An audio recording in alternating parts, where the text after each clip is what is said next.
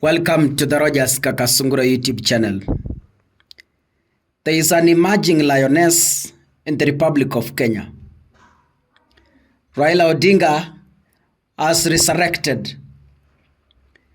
Raila died, but the crown lives forever.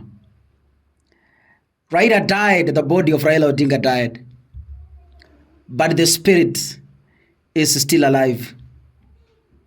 Listening to Winnie Odinga, I see Baba. I don't know if you've noticed something about Winnie.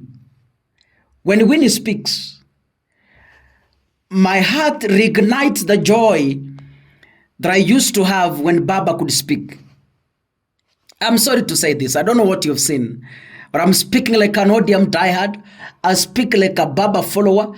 I speak as a believer of ODM, but the ODM we knew before the broad-based government. Winnie has decided to resurrect the spirit of Baba Raila Odinga. And let me tell you this, Kenyans. To me, the way I see in Raila Odinga family, if there is one person Raila trusted, it is Winnie Odinga. If there's one person where Raila's heart could settle in the family, kila mtu ukiangalia familia ya Raila Odinga, mimi sijui, but I am speaking from what I used to see, the relationship between Raila and Winnie Odinga. Kama kuna mtu Baba alikuwa ametrust kabisa na information, ni huyo mrembo anaitwa Winnie Odinga. And Winnie is speaking, this lady is instilling some sense to ODM politicians. She's forcing down wisdom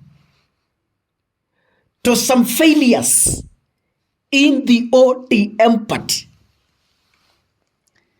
I have listened to her twice, in fact 3 times. In fact, 4 times. First time, I listened to her in Kasarani. Second time, I listened to her at Just during Raila Odinga's burial. Third, I listened to her yesterday from Mombasa. And today, I have listened to her from Mombasa. She has something that the world must listen. Sit down and listen to what Winnie Odinga is telling this country. Can we listen to what she said today? When it came to the matter of this broad-based government, the people of ODM entrusted one person with the management of that relationship. And that person was Baba Raila Odinga. That relationship is complicated. And therefore, we are looking and we are wondering, those that are taking it upon themselves to manage it now, are they capable of managing that relationship? I don't think that is a question for me to answer. That is a question for the people of ODM to answer. And party leader is why I'm requesting we need to go back to the people and have an NDC and see who the people want to pick to manage that same relationship.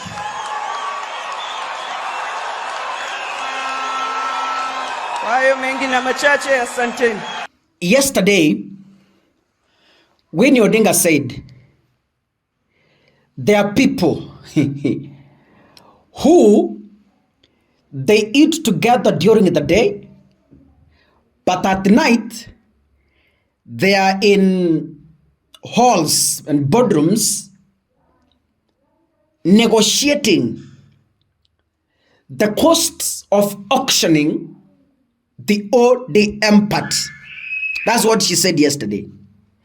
And today, she has spoken something that has ignited my inner joy. She has said very categorically, as you've listened, she has said, I think as Winnie, we had the broad-based government. The trustee of the broad-based government was Raila Amolo Odinga. That is the person we trusted to keep the relationship of the broad-based government. The relationship between the ODM party and the Kenya Kwanza government. Now that the trustee has gone, do you believe, it's a question to the people of ODM, do you believe the people we have now can be able to manage the relationship? And she has said, to answer this question, we must call for an NDC, the National Delegates Conference. Wachana na hii ya NEC.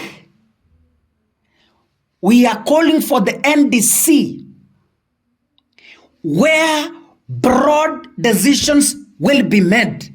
So Winnie Odinga is trying to tell you what? Not even Oburu Odinga can be trusted to lead the ODM party.